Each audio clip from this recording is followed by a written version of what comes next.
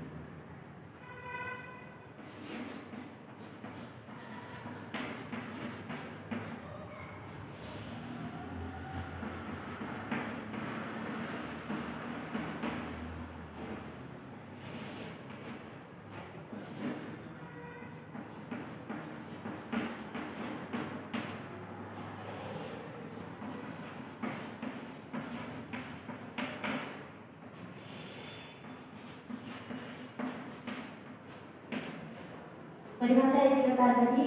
शब्दों के सार्थक समूह को वाक्य कहते हैं। और इसका उदाहरण मैंने लिखा है, जैसे अश्व धावती, और यह दो शब्द मिले हैं अश्व और धावती, ये दो सार्थक शब्द हैं। इसका अर्थ बना हिंदी में घोड़ा दौड़ता है।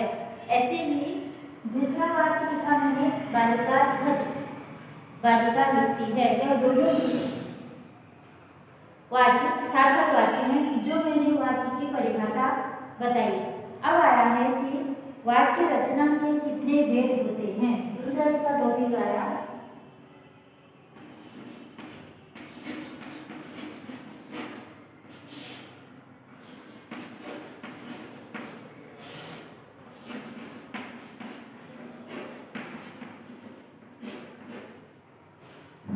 वाक्य रचना के दो भेद होते हैं।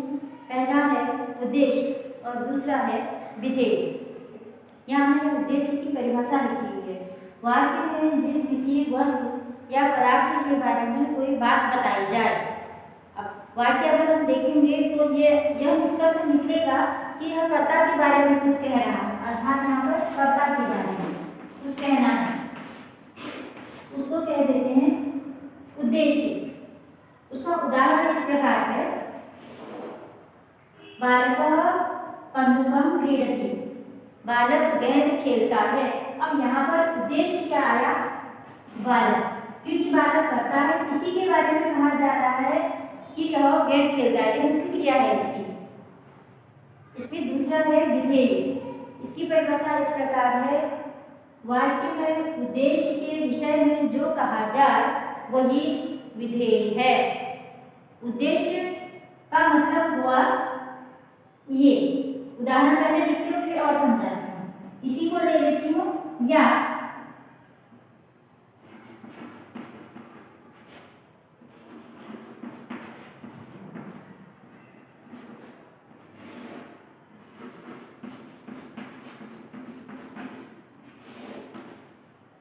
उदाहरण लिखते हैं, सह भोजनम करोति, वह भोजन करता है। अब परिभाषा के अकॉर्डिंग ये देखना है हमको, इसमें विधेय क्या है। वाक्य में उद्देश्य के विषय में जो कहा जाए, उद्देश्य यहाँ क्या था, बालक, और इधर हमने सेंटेंस बदल दिया है तो यहाँ पर सर्वनाम, यह जो सर्वनाम है, संज्ञा के स्थान पर यहाँ सर्वनाम जो प्रयोग कर दिया है, यह उद्देश्य है। और इसको अगर हम लेके देखेंगे, इसी वाक्य में अगर हम चाहेंगे, बालकः कन्दुकं क्रीडति, इसको देखते हैं,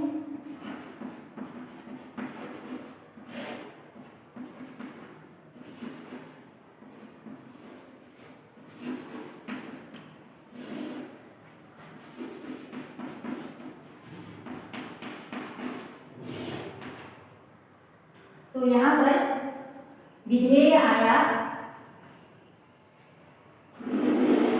कन्दुकं क्रीडति। किसके बारे में कहा जा रहा है? बालक के बारे में। जैसे यहाँ देखा हमने सह यहाँ पर उद्देश्य है और भोजनम करोति वह भोजन कर रहा है, यहाँ उद्देश्य ये उद्देश्य ये विधेय। और दूसरे वाक्य में ये उद्देश्य ये विधेय, ये मुख्य क्रिया है। और इसमें